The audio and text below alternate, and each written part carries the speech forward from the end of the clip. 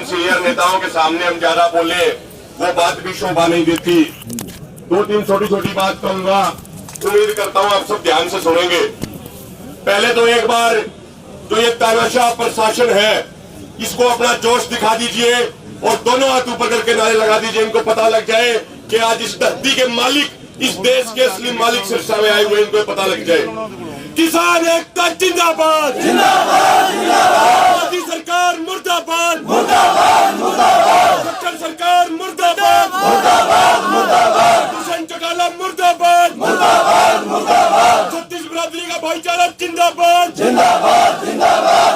साथियों, किसी बुजुर्ग ने कहा है कि यदि कोई व्यक्ति पहाड़ से गिर जाए तो वो फिर भी चल सकता है, लेकिन यदि कोई व्यक्ति जनता की नजरों से गिर जाए तो वो दोबारा कभी नहीं चल पाता।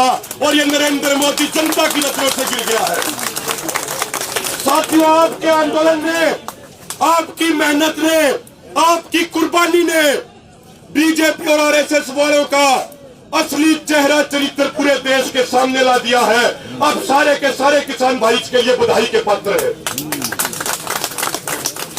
साथियों, एक बात याद करो, इतिहास को याद करो।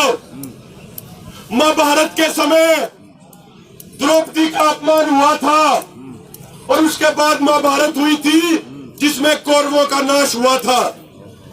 आज ये बीजेपी वाले गुंडे फिर हमारी माताओं बहनों का अपमान कर रहे हैं।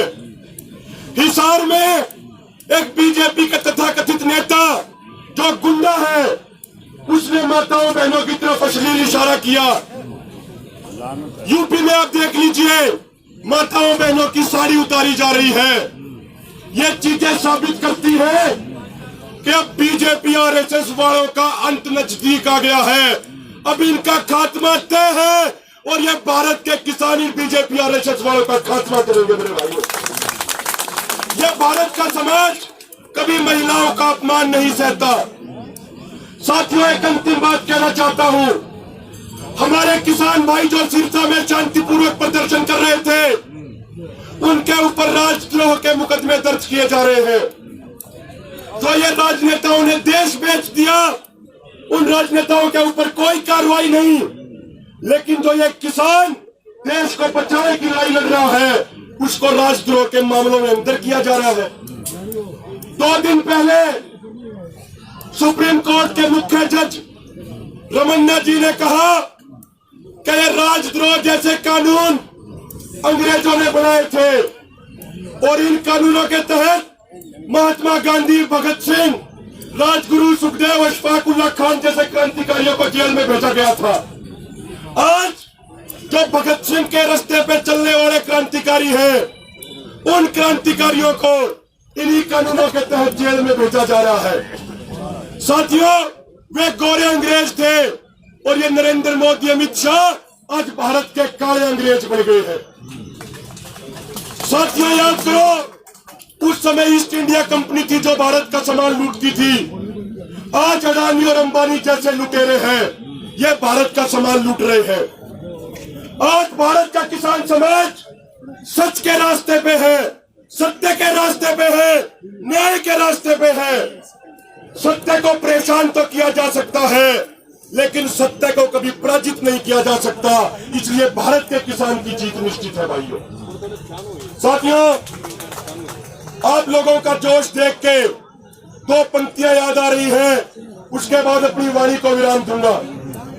आज जो हमारे सारे भाई जाति धर्म से ऊपर उठ के देश के मजदूर किसान बन गए हैं, आप लोगों की एकता देख के एक बात याद आती है कि आहटें फिर से आने लगी है, आहटें फिर से आने लगी है, कोशिशें सुगबुगाने लगी है, कोई आवाज देने लगा है, चुपिया भी गुनगुनाने लगी है। कोई हलचल है समंदर के तल में, कोई हलचल है समंदर के तल में, ये बड़ी बड़ी कश्तियां भी डगमगाने लगी है। देखना एक आंधी उठेगी, चींटियां घर बनाने लगी है, चींटियां घर बनाने लगी है।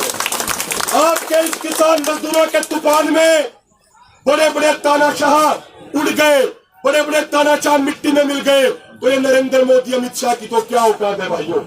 बस आप शांति बना के रखना, एकजुटता बना के रखना, जीत आपकी निश्चित है। यदि किसी भाई की गलती से हमारी शांति भंग होगी तो यकीन रखिएगा आंदोलन को इतना बड़ा नुकसान हो जाएगा कि आने वाली पीढ़ियां भी उसकी भरपाई नहीं कर पाएंगी। और साथियों, जो आपके वरिष्ठ नेता बैठे हैं, ये सारे के सारे भारत के 80 करोड़ किसान परिवार के सेनापति हैं, सेनापति। मैं उन मीटिंगों में रहा हूं जो सरकार के साथ हुई है। मैं एक आपको विश्वास दिलाता हूं, मैंने देखा है ये सारे किसान नेता सिर्फ एक बात कहते थे मीटिंग के अंदर कि सरकार की गलत नीतियों के सामने हम सर नहीं झुकाएंगे, बेशक सर कटाना पड़ जाए, लेकिन मोदी सरकार के सामने हम सर नहीं झुकाएंगे।